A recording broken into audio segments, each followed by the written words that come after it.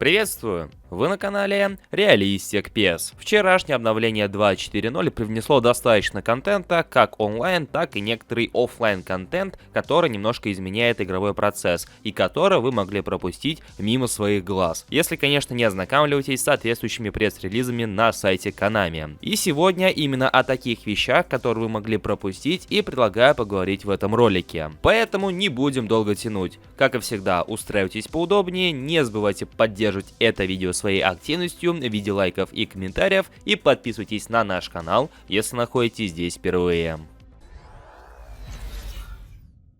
Итак, первый контент, который вы могли пропустить, это новый стадион, который появился в игре, и это стадион нового партнера, мексиканского клуба Гвадалахара. Мы рассуждали о нем в предыдущих роликах и, в принципе, анонсировали, что он, скорее всего, появится с этим обновлением, так оно и получилось. Этот контент мог пройти мимо вас, поскольку как такового внимания к этому стадиону не привязано, за мексиканские клубы мало кто играет, и даже в Dream Team они встречаются крайне редко. Но стоит отметить, что стадион сделан очень хорошо, качественно, текстурки выглядят отлично, и сразу видно, что Konami неплохо отсканировали данную арену. Поэтому, если у вас будет возможность, обязательно зацените и поиграйте на этом стадионе. Может, там и геймплей чувствуется несколько иначе, кто знает. Я обещал вам, что о геймплее мы поговорим отдельно, и это обещание я обязательно сдержу. Просто нужно побольше поиграть в игру. Но все же хочется отметить некоторые заметные изменения в игровом процессе, которые Konami непосредственно продемонстрировали на деле. А в частности, теперь игроки несколько лучше взаимодействуют с мячом, во-первых, а во-вторых, они стали чуть более акробатичны.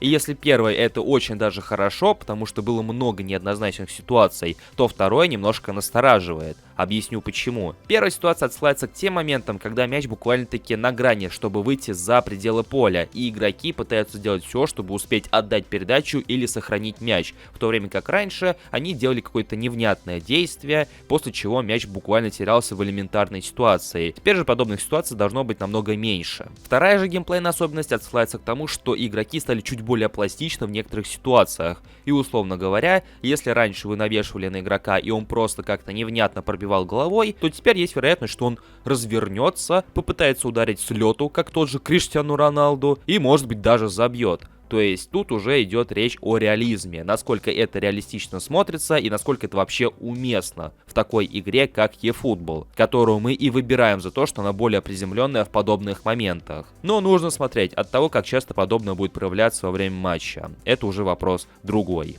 Вместе с этим обновлением было также добавлено просто куча фейсов как для игроков европейских лиг, так и бразильских, американских, ну и так далее. Опять же, трудно упрекнуть игроков в том, что они этого не заметили, но стоит отметить, что фейсов и вправду было добавлено крайне много. Учитывая, что скоро стартует сезон в бразильском чемпионате, в американской лиге MLS, большее количество фейсов было сосредоточено именно на этих лигах, а поэтому большое количество фейсов из Бразилии, Америки, Южной Америки, ну и так далее. Об этой фишке я упоминал еще в предыдущем ролике, но если вдруг кто-то пропустил, то теперь в ваш состав Dream Team добавлен фильтр, который позволяет отсеивать игроков разных лиг, разных позиций, разных рейтингов и так далее, чтобы вам было удобнее выбирать футболистов в свой основной состав. Для тех, кто не располагает большим количеством игроков, это изменение, ну по сути так, для галочки. Но для игроков, которые очень много донатят в игру и которые не привыкли сливать карточки, для них это на самом деле была та еще проблема, потому что игроков много, как такового разделения нет, и приходится листать,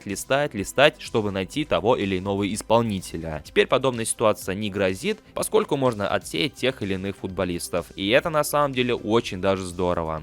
Ну и, возможно, самое главное, что игроки пропустили мимо своих глаз, и, в принципе, здесь трудно кого-либо упрекнуть в этом, в игру добавили целых 46 новых футболистов из серии Big Time и эпических футболистов. Большинство из представленных игроков это все те же самые футболисты, которые и без того присутствовали и присутствуют в eFootball. Просто теперь они располагают еще дополнительной карточкой в виде эпической или Big Time'овской. А если у них уже и были такие карточки, то просто другой временной период, скажем так, отсылается на той или другой карточке. Однако не без новых лиц. Добавили много эпических игроков, которые отсылаются к той же Аталанте, Монце. В целом были добавлены не только топовые исполнители, но и такие, скажем так, среднячковые футболисты, но которых можно привязать к той или иной лиге или к той или иной команде. В общем, несмотря на отсутствие режимов, как таковой информации о них, одно остается неизменным. Это паки и карточки. И у Konami с этим все очень даже неплохо. И это был контент, который вы могли пропустить мимо своих глаз в eFootball 2023 после последнего апдейта. В комментариях делитесь своими впечатлениями от увиденного. Как вам играется в eFootball после обновления? Стало ли играться лучше или же хуже? Напомню, что о геймплее мы постараемся поговорить в ближайшее время. Ну и ваше мнение в комментариях поможет мне также на что-то опираться при составлении собственного мнения. Поэтому не стесняйтесь, пишите, я постараюсь все прочесть и по возможности ответить. Ну а сейчас же не забывайте про лайк, не забывайте подписываться на канал, если вы здесь впервые. А у меня на этом все. Всем спасибо за просмотр, всем удачи и до скорых встреч.